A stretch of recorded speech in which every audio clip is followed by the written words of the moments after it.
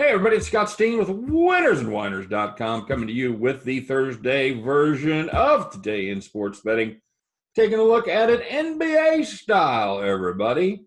And just got one game tonight. We have dwindled down to just one game. And pretty soon, Scott, here by the end of next week, we'll have a day with no NBA games. How weird will that be? Well, you know that you can't spell the WNBA without the NBA, right?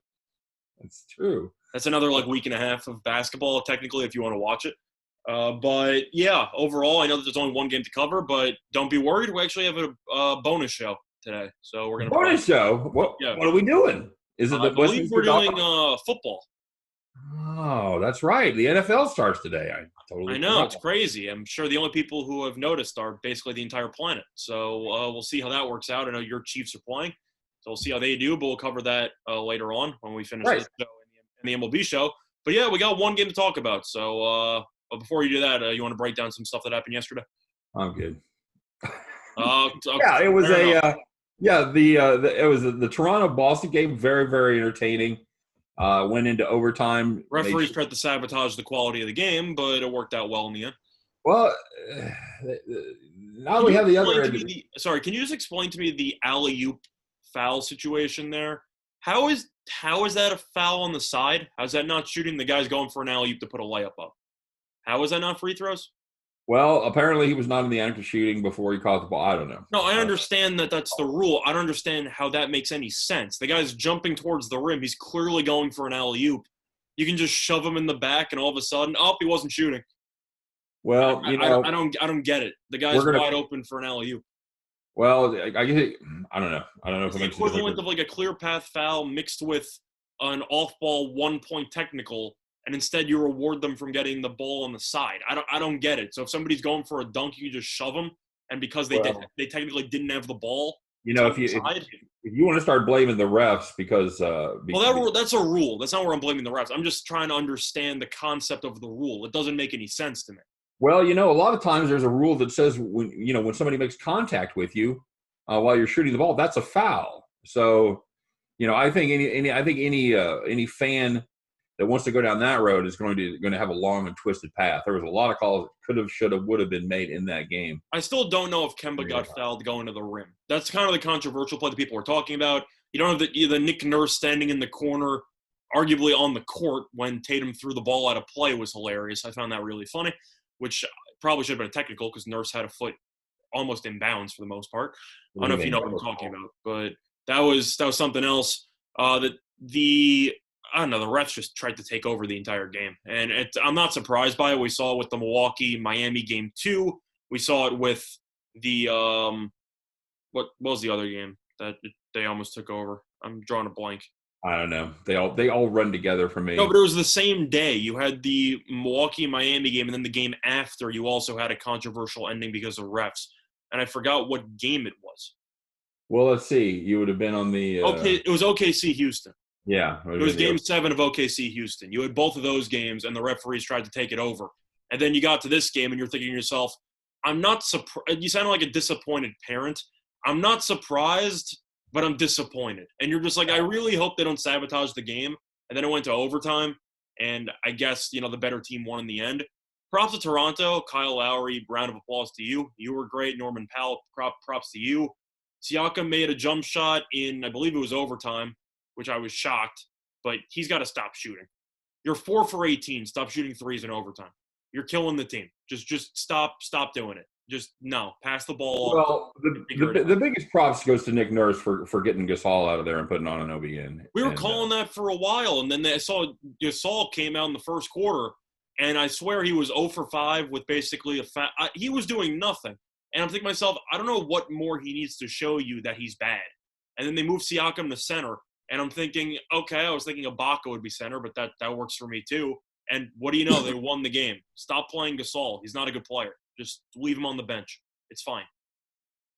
Yeah, and I think that made all the difference in the world. At one point Boston was up by 12. Everything was just rolling right along.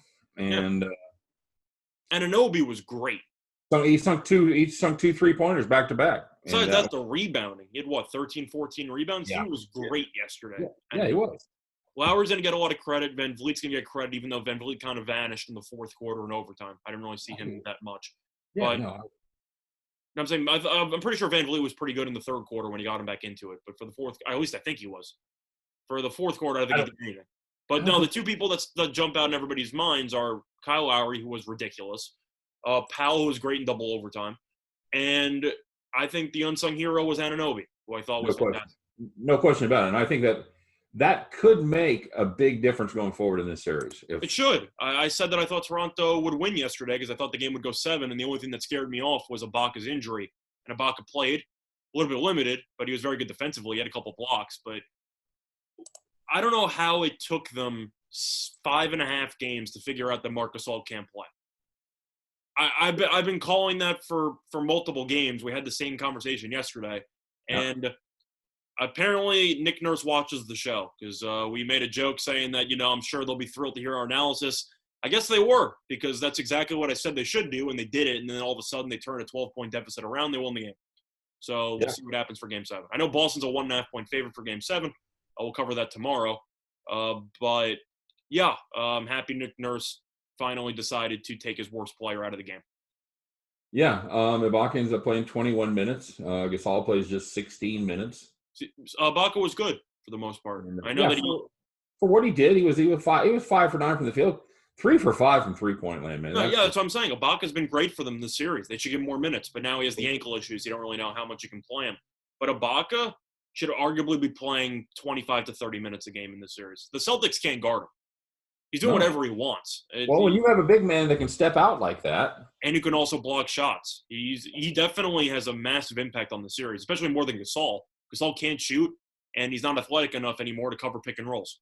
So Ibaka can, and I think they should get more minutes in the future. Yeah, Van Vliet, he did have a good third quarter there. He won just 7-22 from the field. That's what I'm saying. He was terrible in the fourth quarter in the overtime. Yeah, terrible the whole game, except for the third quarter. He was 3-13 from downtown. That ain't going to get it done. Lowry played, 52 minutes, 53 minutes? All four of them played over 50 minutes. Yeah, that sounds all right. And Anunoby played 50. They split Gasol and Ibaka, and then Norm Powell played a lot because they would tend to go small on occasion. So why was Boston's best offensive player arguably Marcus Smart? Yeah, I don't know. Kemba Walker was 25-point triple-double. Kemba had 3 points? Well, you talk about Fred VanVleet being disappointing. Kemba Walker was awful. Oh yeah, awful. He was 2 for 11 from the field all night long, 1 for 6 from 3, 5 points. He had 5 points. I thought it was 3. Yeah, okay. No, he had a big one in overtime. Yeah, I remember that. Yeah, I remember that mid-range jump shot. But yeah, it wasn't pretty. I know Marcus Smart had a 25-point triple-double. He was great. Tice had a couple of big dunks in overtime. It was wide open, but they were still good dunks. Tatum had a couple of, I don't want to say garbage time threes, but threes to keep the game relatively competitive. When Toronto was up like 5 with 10 seconds to go, he made a 3, that kind of thing. I thought he was okay, Tatum. I thought he could have been better, but he was fine overall. Brown had great numbers. I didn't notice him at all in overtime for any of those overtime periods or even the fourth quarter. I didn't notice Jaylen Brown at all. Those good numbers mostly were from the first 3 quarters.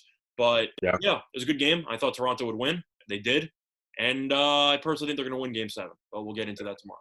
Yeah, and I agree with that. I think they figured it out. And the underbettors got screwed. But this was another game that played. You leaned over because you're a savage. Yeah, I know. But and I wish I would have made that my premium play. I made Boston my premium play. And, I had a bunch of leans, and the one play that I gave out was in hockey, lost. But my leans in basketball were Raptors plus the points and Clippers under. And Clippers under was the biggest sweat-free win of probably about, I don't know, a couple weeks. What was that? 30-point win, 35-point win. Yeah, it's one of the rare total bets that was won in the first quarter. Yeah. Well, then Denver decided to try to copy Toronto in Game 5, and they scored roughly 11 points, 14 points or so. So they put up 12 in the first quarter, Scott. Yeah, I mean that's what I'm saying. They beat Toronto, scored 11 in Game 5, but yeah, that game was over. I know Michael Porter Jr. had some comments after the game. Dame Lillard kind of criticized him publicly. I'm not really sure why it's Dame Lillard's place, but Porter said if we're going to beat this team, we got to share the ball more. And I guess Lillard just got bothered by that comment. I don't really know why he's sticking his nose into other people's business. I kind of agree with Porter. Lillard here share the ball, thinking that's not really my thing. I guess. I don't know. He's shaking his head like, come on, man. I'm like, is it because he's a rookie? Because Porter's right. Like, they have to share the ball more. And plus, I don't know what Jamal Murray was doing yesterday. He was out to lunch for about 3 quarters. I don't know what he was doing. Yeah, just again another player not good. He left the game with an injury, arguably. Went for a walk. It was just a weird situation. Well, that's that one worked out well for both of us. As I liked the under a lot better than I liked the Clippers. It would have it ended up the Clippers they covered. They almost blew it, though. I mean, they were up, 20 something? And then you're like, is this the part where they take their foot off the gas? And it's like, all right. That's what I'm saying. That's exactly what they did. They end up winning by 11. But they absolutely – It was a tie game in the second half at one point, right?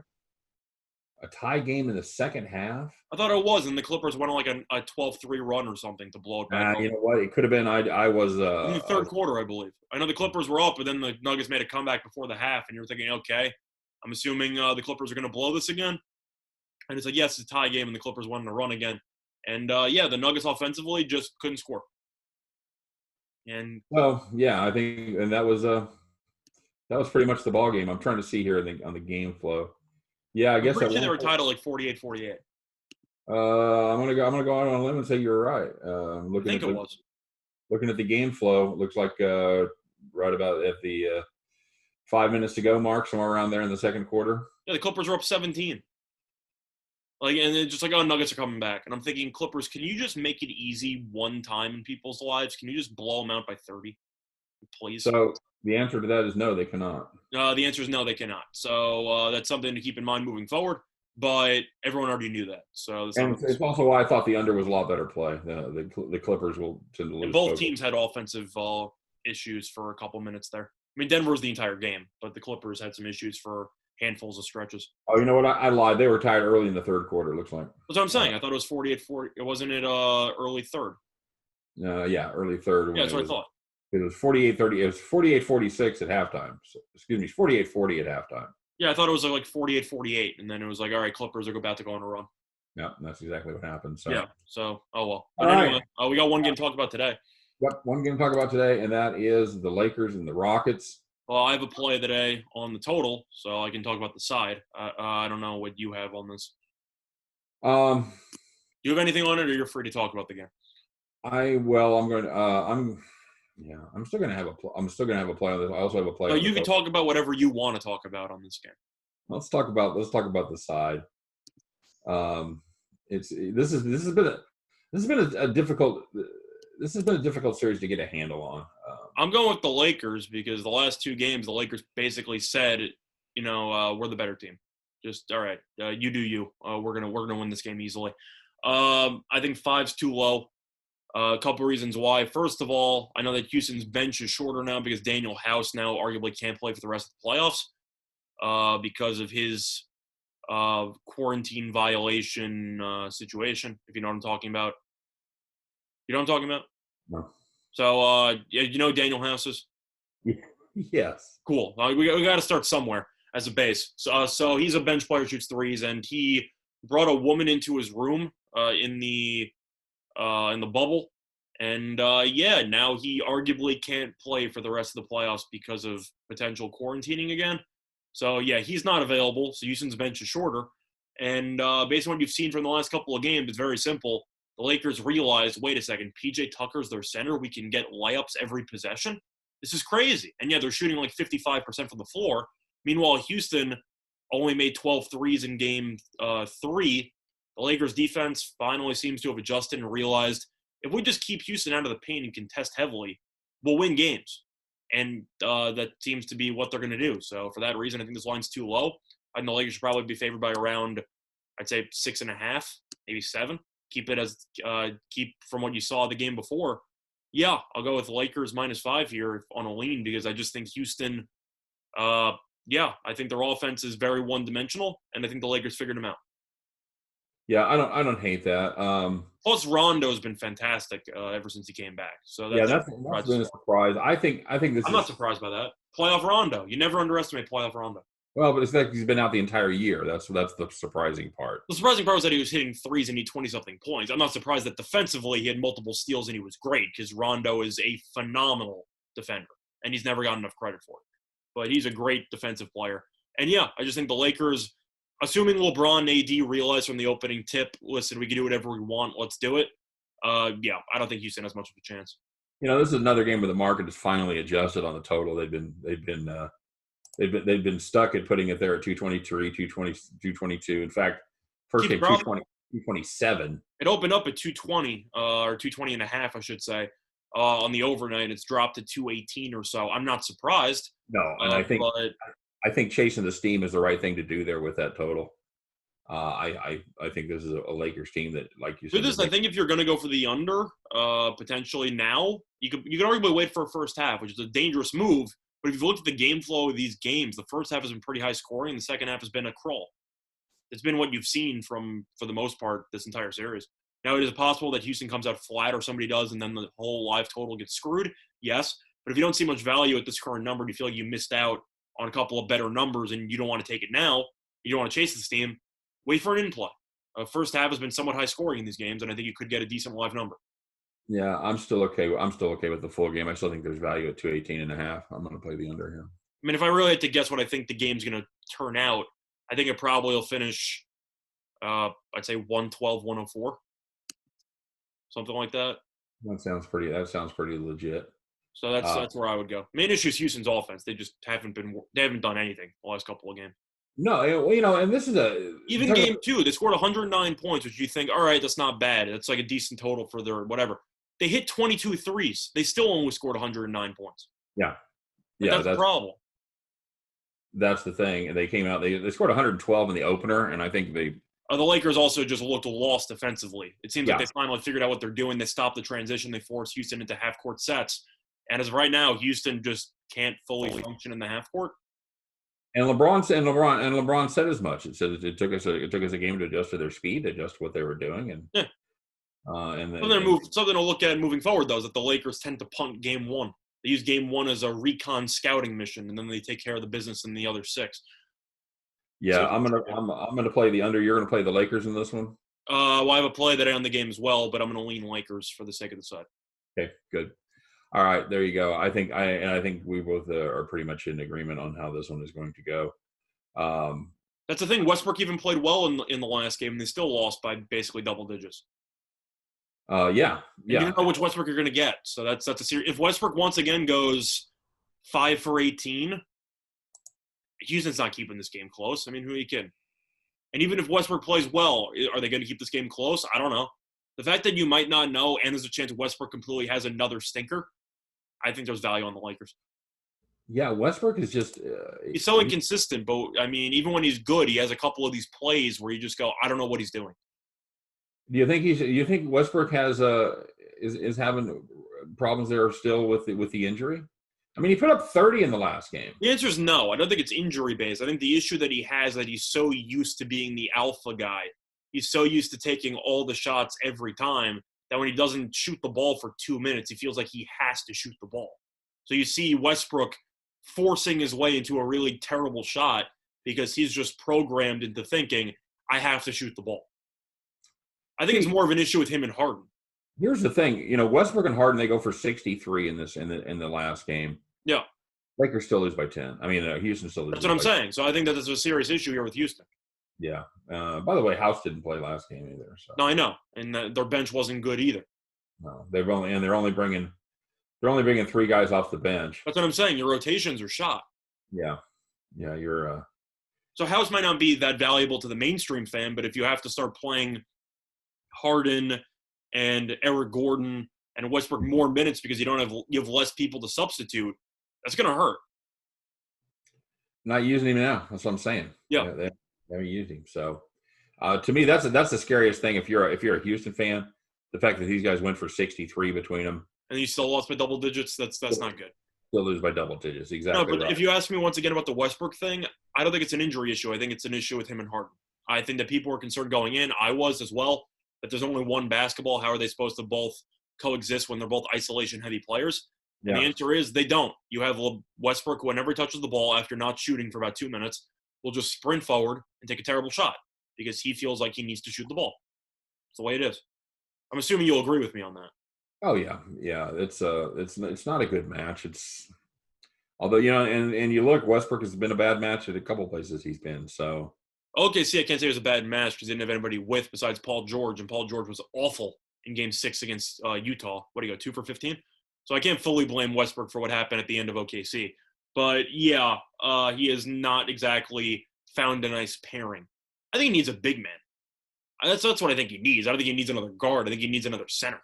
Yeah, well, they certainly they certainly didn't match him up with the right team there. That's what I'm saying. Like, it's not possible, but hypothetically, you get Westbrook with like a Karl Anthony Towns or a Joel Embiid situation. I think they would coexist pretty well. But you put him with another shooting guard who needs to shoot 20-something times from 3, I think that's a disaster. You don't think Clint Capella is the answer for Westbrook?